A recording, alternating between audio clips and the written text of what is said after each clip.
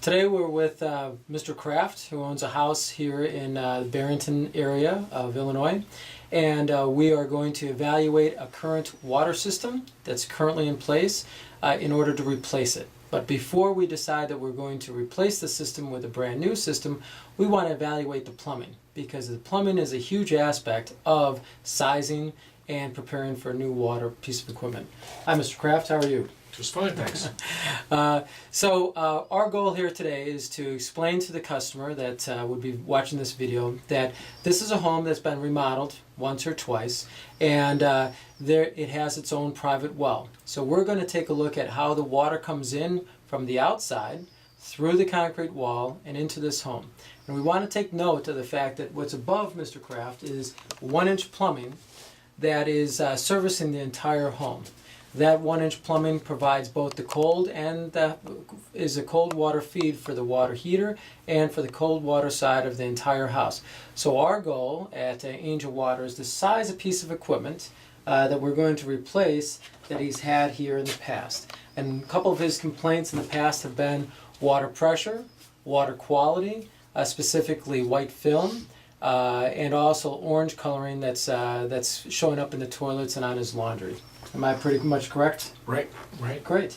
So what we're going to do is first take a look at the plumbing. We can see what the plumbing is going to the home, but we're also going to now come over and take a look at what the plumbing looks like coming in through the wall of the foundation of the house.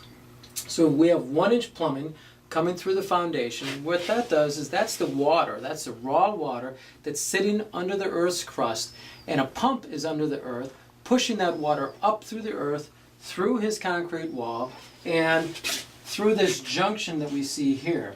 The water comes into this pressure tank, and this pressure tank is actually a bladder tank, and half of this is air and the bottom half is water. And so, a little bit of an education, Mr. Kraft, so you can understand this, is that this pump that's in the ground is tied to this pressure gauge that's right there.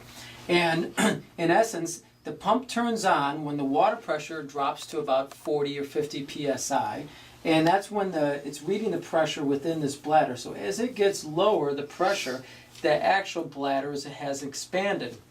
Now, when it hits 40 or 50 psi, that gauge tells the pump to turn on. And as it turns on, it fills the bottom of this tank with water, and now it starts pushing up against that bladder, creating a higher pressure that gauge reads. And once it reads 20 points higher than that, it tells the pump in the earth to turn off. So then as Mr. Kraft uses water in this house, that bladder of air is pushing the water out of this tank and into his home to the faucet that he has running. Now, we notice that there's 1-inch plumbing coming in from outside. We remember that there's 1-inch plumbing for the whole house, but we have, for some reason, probably because the home was rather old at the time and has been remodeled a couple times, we have a 1-inch to 3/4-inch adapter, and now we're running 3/4-inch plumbing. So our goal at Angel Water is to educate Mr. Kraft as to this unique situation, that this is 3/4-inch and his whole house is in 1-inch.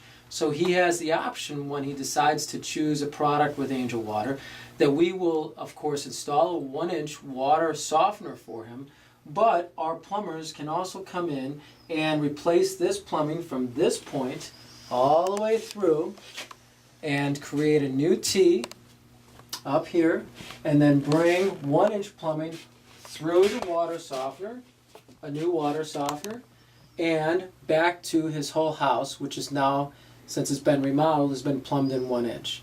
So our goal at Angel Water is to sit down with Mr. Kraft and ask him, not only do we want to sell you or talk to you about a water softener and the benefits that that's going to provide to your home, but more importantly, this video vignette and this video is designed to how to properly size the plumbing that's associated with that equipment. And that's something we want all of our customers to understand, that it's much more than just the equipment that you buy, but it's also the plumbing that actually has to go with this equipment. And in Mr. Kraft's choice now, he has a choice to replace all this, including these old gate valves. And this one doesn't even turn. So when we do a piece of equipment, we want to make sure that we're giving him all the options to replace this equipment. So as a minimum, because they don't turn, we're going to want to cut all this out and install a new unit for Mr. Kraft. The purpose of that is that we don't know if this old gate valve is leaking raw water and allowing raw water to pass by the new filtration equipment that we're going to install here. So our goal will be to minimum is to cut this out and cut all these valves out because they're old, rusty, and they're not working anyhow. And then we would install either a 3/4 inch water softener if his budget is very tight, or if he has a little bit more room. We're going to correct the plumbing issue here all at the same time and do 1-inch plumbing through a new 1-inch water softener all the way back down to the main. That said, Mr. Kraft will have the opportunity once we sit down with him to decide what is most important for him, his budget or sizing the water equipment along with the plumbing for the future of his house.